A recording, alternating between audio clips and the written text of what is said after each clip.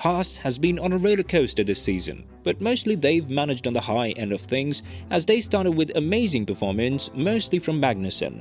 The Dane managed to finish P5 and P9 in Bahrain and Saudi Arabia respectively, but after that the team was struggling to score points in the next ventures. Up until the Silverstone, the HAAS managed to gather just 3 points after the first 2 races, and from 15 points prior to Silverstone, they now have 37 points and are ahead of Alpha Tauri. One of the brightest spots in the team has been the performance of Mick Schumacher, who not only gained his first points in Silverstone, finishing P8, but was also battling Verstappen and Hamilton in Silverstone and Austria, finishing P6 at the latest venture. With that being said, it's safe to say that HAAS and Steiner are ready for another round in France, but let's do a little recap on how the season has been so far for them and how Mick Schumacher managed to find his tempo. Stick around with us to find out more. HAAS has been, well, let's just say miserable in the previous 2 seasons. They were without points with a duo of Mick and Nikita Mazepin, as the Russian driver had to be sacked due to the Russian-Ukrainian conflict that left him without a seat. Some would say that it was unfair, and mostly it was, but his father was the oligarch that leads the main sponsor company in HAAS, Uralkali, and he was very close with Putin. This is why the team felt like sacking Mazepin was the moral thing to do, and he is currently in a legal lawsuit with the team, claiming that the team still owes him money. Mick Schumacher was mostly praised for his first 2 years in HAAS, and although he wasn't able to score any points, it wasn't really expected of him due to the nature of his teammate. He was constantly outperforming Mazepin for 2 to 3 seconds time, but things changed drastically when Magnussen came as Mick's teammate. He then showed what the car is capable of, and everybody expected Mick to up his game. He has had some issues in this process, and he's been unable to score points prior to round 10 in Silverstone. He was really close in Montreal, but due to engine failure, he had to retire early as he was running in the points positions, defending off Zhou. What's even more impressive is that Mick was under huge pressure from his team's boss Steiner after the accidents that weren't just normal ones, causing his team around $1 million in repairments in Monaco and in Jeddah. The Jeddah incident saw Mick being transferred to the hospital as he had to miss the race due to safety issues, but the damage just kept piling and piling. This made Steiner really nervous with Mick, as he said that if the young driver doesn't find the right pace, then there isn't anything that he could do to help him. But it seems like a switch has turned on in Mick Schumacher as he managed to perform better and better from that race on. Although Saturday was a tricky qualifying session in Silverstone, due to multiple accidents and due to Mick's perseverance, he was able to climb to the points positions. One situation was specifically interesting from this weekend, and that was the fight between Verstappen and Mick for P7. Due to the damage limitation of Max's car, he was way off his tempo, as his car was losing a massive amount of downforce after picking up on debris from the Alpha Tauri of Gasly. He then found himself in a cozy P7, being able to chase forward but wasn't attacked from behind either. But after the restart, Mick Schumacher was really close to Max and was attacking him in the last 2 laps. He found himself in this position after Ocon, who was ahead of him, retired due to engine failure and was actually the main reason why the safety car was deployed. Mick put huge pressure on Max, but it wasn't enough to pass him in the last laps of the race. He didn't give up until the very end. He even tried to do an overtake at the last corner.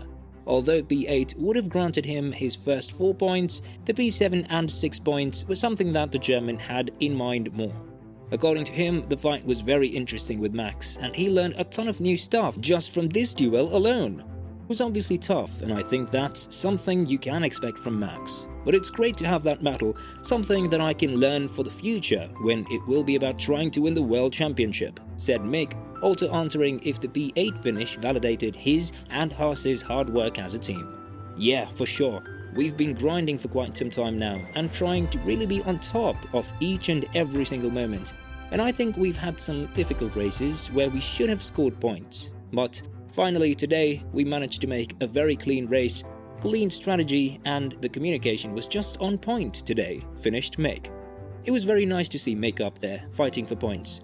After the duel he had with Max Verstappen in Silverstone, he then went in to fight Lewis Hamilton in Austria. The Austrian GP was with a sprint race on Saturday, And after both of the HAAS managed to enter the Q3, they were fighting for 3 points in the sprint race. But a missed strategy left Mick outside of points as Magnussen finished P7 and Mick P9, with Hamilton being in between them. Mick was angry after the sprint race, saying that they would need to talk in the garage about what has happened today, as clearly he was the faster driver than his teammate. This was shown in the race too, as Mick was constantly outpacing Magnussen. He was able to capitalize on one mistake Hamilton did in turn 1 when he oversteered and his car lost a little bit of control on the rear end, which saw Mick completing the overtake in the first DRS zone.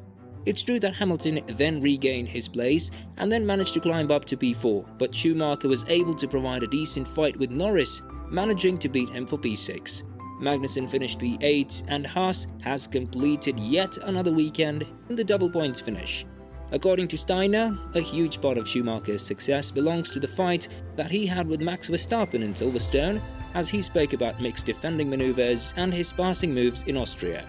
Those were definitely good maneuvers. He has learned a lot from the battle with Max Verstappen in Silverstone and has already implemented this. Maybe he wanted to force it earlier and now the pieces of the puzzle are falling into place. Anyway, Mick is doing well at the moment, finished Steiner. What was really surprising is that Mick was ready to take action when things were presented to him. For probably the first time this season, he was faster than his teammate, and he wasn't ready to back down without a proper fight.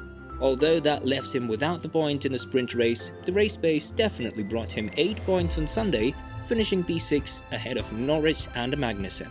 France is the next GP, which is set to take place from the 22nd to 24th of July. It's a track that will favour cars that run with a low downforce setup, something that has been seen on Ferraris with the way they're running their front wing setup.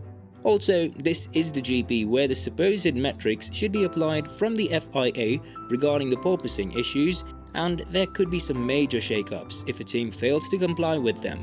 HAAS is looking to score yet again in the double points, and with Mick gaining momentum and Magnussen landing in the points along with him, the team has all to play for on Sunday. Qualifications don't really show the real pace of HAAS because both of them were out in Q1 in Silverstone, but yet managed to finish high in the points table. True, there were lots of cars that didn't finish the race, but at the end of the day, that is not the HAAS problem. What do you think is next for HAAS? Do you think that the team has what it takes to pass the team that is ahead of them, which is Alfa Romeo, who has 51 points compared to the 34 points of HAAS?